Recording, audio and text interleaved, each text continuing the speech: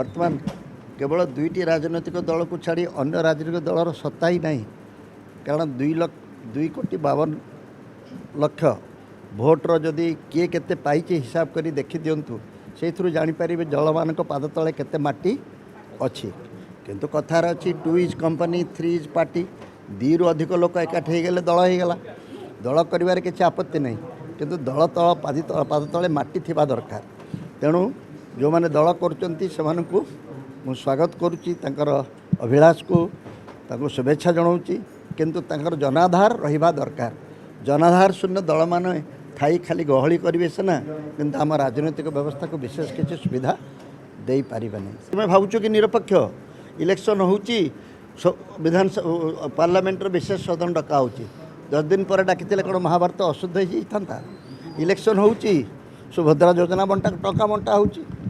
Election होची कौन है बहन जी का भौणी मानकर सुरक्षा बंटा हो। ये सीधा सड़क भोट किणवार जो प्रक्रियाटी आम खोलाखोली ग्रहण करनेलु। आम तो लोक अच्छे जहाँ मिलूँ मागणारे मागुव जहाँ मिलूब बांधुव चल से कि गणतंत्र समृद्ध हम। जो दिन विजु पट्टनायक मुख्यमंत्री थे मु बीजेपी दल तरफ सहित भुवनेश्वर लड़ाई करुली। से जो दिन जीतिले से दिन मत कहले तू काली आ मो सहित रात्रि भोजन करूँ। केते जण राजनेता एभली खोला हृदय अच्छे मत कहीदेल टे देखी मानक स्वतंत्र सुविधा सुजोग। ये तो 3 वर्ष तलू बिल हो सारी तार कार्यकारी करवा उचित थिला। हठात गोटे निर्वाचन चलता मझिरे गोटे एभली गोटे लोकसभा डाकी 3-4 दिन स्वतंत्र अधिवेशन आनी समस्तंकर दृष्टि आकर्षण करने यहाँ उद्दिष्ट। तेणु एथको विशेष मु गुरुत्व देना। महिला मानू प्राधान्य देवा सबु व्यवस्था रहा उचित।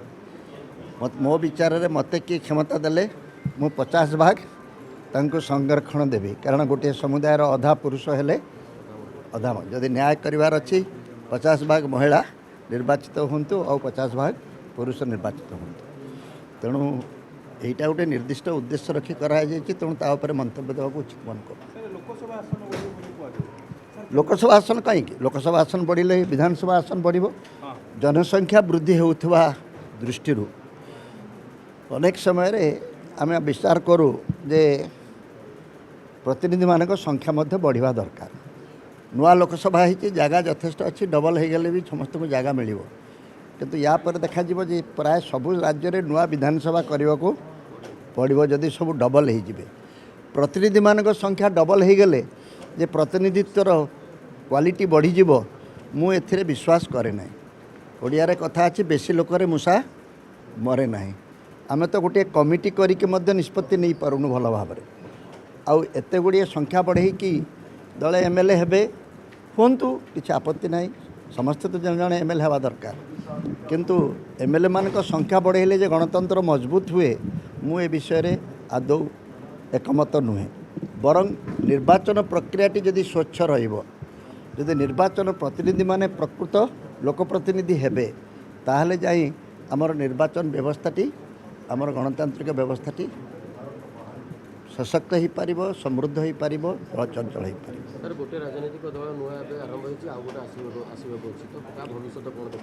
आज नुआ दल मुझे जानी मोहम्मद मुकिम करुँच। किंतु दल कौन केवल सभा करी घोषणा करदेले बा कागज कलम रे रेजिस्ट्री करदेले हुए।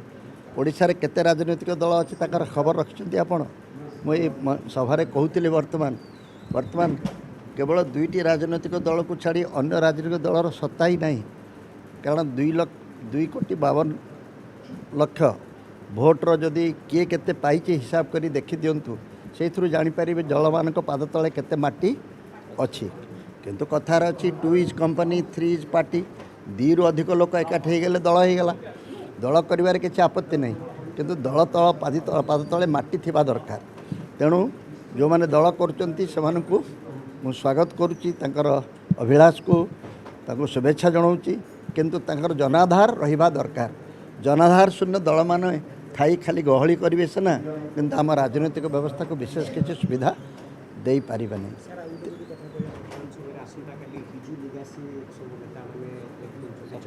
बिजु लिगासी माने कौन ମୁଁ ତ ଏଇଟା ବୁଝିପାରୁନି ଲିଗାସି ମାନେ କ'ଣ ଆପଣ ଭାବିଛନ୍ତି ମୁଁ ଜାଣେ ନାହିଁ ଅନେକ ସମୟରେ ଏଇ ଅସ୍ମିତାକୁ ନେଇକି ବହୁତ ଦିନ ଚାଲିଲା ସେମିତି ବର୍ତ୍ତମାନ ଲିଗାସି ନେଇ ଚାଲିଛି ଜଣଙ୍କର ସମ୍ପତ୍ତିକୁ ସେ ଉତ୍ତରାଧିକାରୀମାନଙ୍କ ଭିତରେ ବାଣ୍ଟି ଦିଏ ସେଇଟା ହେଲା ଲିଗାଲ୍ ଟର୍ମ ବିଜୁବାବୁ ବୋଲି ଗୋଟିଏ ବ୍ୟକ୍ତି ଥିଲେ ଯଦି ଓଡ଼ିଶା ବିଷୟରେ ବିଚାର କରାଯିବ ସେ ଓଡ଼ିଶାର ଜଣେ ସମ୍ପତ୍ତି ନା ନାହିଁ ଯଦି ଓଡ଼ିଶାରେ ଯଦି ବିଜୁବାବୁଙ୍କୁ ଗୋଟିଏ ସମ୍ପତ୍ତି ବୋଲି ବିଚାର କରାଯିବ ସେ ସମ୍ପତ୍ତିର ସର୍ବଶ୍ରେଷ୍ଠ ସମ୍ପତ୍ତି ତାଙ୍କର କ'ଣ ତାଙ୍କ ଭଳି ସାହସୀ ଲୋକଟି ଆଉ କେଉଁଠି ଦେଖିବାକୁ ମିଳିବନି ତାଙ୍କର ଅନ୍ୟତମ ସମ୍ପତ୍ତି କ'ଣ ସେ ଓଡ଼ିଶାକୁ ଯେତେ ଭଲ ପାଉଥିଲେ ତା ଭଳି ଭଲ ପାଉଥିବା ବ୍ୟକ୍ତିଟି ଆଉ ମଧ୍ୟ ମିଳିବନି ତାଙ୍କ ବିରୁଦ୍ଧରେ ଅନେକ କଥା କୁହାଯାଇପାରେ ତାଙ୍କର ପ୍ରବଳ ବିରୋଧୀ ରାଜନୈତିକ ବିରୋଧୀ ଜାନକୀ ବଲ୍ଲଭ ପଟ୍ଟନାୟକ କ'ଣ କହିଥିଲେ ତାଙ୍କ ସମ୍ପର୍କରେ ଝଡ଼ର ଇଗଲ ଏଭଳି କୌଣସି ରାଜନୈତିକ ବ୍ୟକ୍ତି ତାଙ୍କ ସମ୍ପର୍କରେ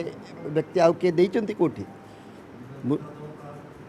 ତେଣୁ ଏଇ ଝଡ଼ର ଇଗଲ ଭଳି ଯେଉଁ ବ୍ୟକ୍ତିକୁ ଯଦି ଆମେ ସମସ୍ତେ ଝଡ଼ର ଇଗଲ ହୋଇପାରିବା ତାହେଲେ ଆହୁରି ଭଲ ଏ ଲିଗାସିକୁ ସେମିତି ଆଇ ନିଆଯାଇପାରୁ କିନ୍ତୁ ବିଭିନ୍ନ ଛୋଟ ଛୋଟ ରାଜନୈତିକ ଅଭିସନ୍ଧି ରଖି ଏହାକୁ ବ୍ୟବହାର କରିବା ସପକ୍ଷରେ ମୁଁ ନୁହେଁ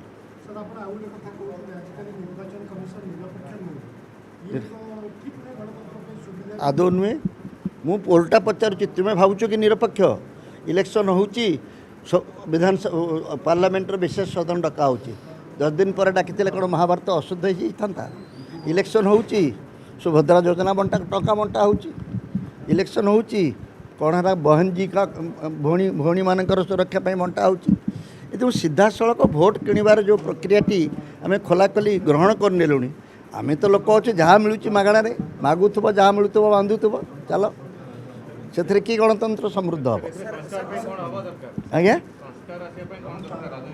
5ଟା ରାଜ୍ୟ ଆମେ ସମସ୍ତେ ରାଜନୀତିରେ ସଂସ୍କାର ଆସିବା ପାଇଁ ହେଲେ ସବୁ ସଚେତନ ବ୍ୟକ୍ତି एकजुट ହେବା ଦରକାର ସିଭିଲ ସୋସାଇଟି ବା ନାଗରିକ ସମାଜ ସମୃଦ୍ଧ ହେବା ଦରକାର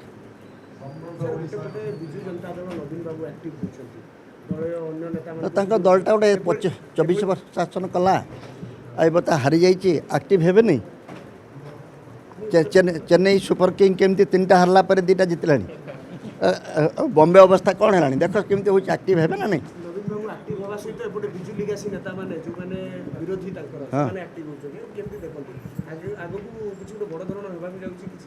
କିଛି ବଡ଼ ଧରଣର ହେବ ନାହିଁ ଯାହା କିଛି ହେବ ଆରାମରେ ହେବ ଦେଖ ସବୁ ମୁଁ ସବୁ ଜାଣିଥାନ୍ତି ଯେ ତ ମୁଁ ଭଗବାନ ହେଇଯାଆନ୍ତି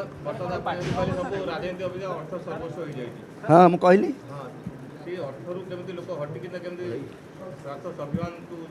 ତୁମ ସାମ୍ବାଦିକ ଭାଇମାନେ ଚାହିଁଲେ ହେଇପାରିବ ଆଉ ଆମେ ସାମ୍ବାଦିକ ଭାଇମାନେ ଯଦି ଆମ୍ବାନୀ ଆଦାନୀ କୋଡ଼ରେ ବସିକି ସମ୍ବାଦଦାତା ହେବା ତାହେଲେ ଆମେ ଅର୍ଥ ସର୍ବସ୍ୱ ରାଜନୀତିରୁ ଦୂରେଇବା କିପରି ସେମିତି ବିଜୁ ଲିଗାସିରେ କେଉଁଠି ଏକାଠି ବିଜୁବାବୁଙ୍କର ଶ୍ରାଦ୍ଧ ଦିବସ ପାଳନ କରାହେଉଛି ସବୁ ମହାପୁରୁଷମାନଙ୍କର ଚାଲୁନ ଲାଇନ୍ କରି ଶ୍ରାଦ୍ଧ ଦିବସ ପାଳନ କରିବାର କିଛି ଅସୁବିଧା ଅଛି କିଏ କହୁଛି ତୁମକୁ ମୋତେ ତ କେହି କହିନାହାନ୍ତି ତୁମେ ପ୍ରଥମେ କହୁଛ ଭିତ୍ତିପ୍ରସ୍ତର କିଏ କହୁଛି ପକାଇବ ତାକୁ ଡାକ ମୁଁ ତାକୁ ଫୁଲମାଳା ଦେବି ଗୋଟେ ଭିତ୍ତିପ୍ରସ୍ତର ପଡ଼ିଲେ ଗୋଟେ ମଜବୁତ ହେବ ତ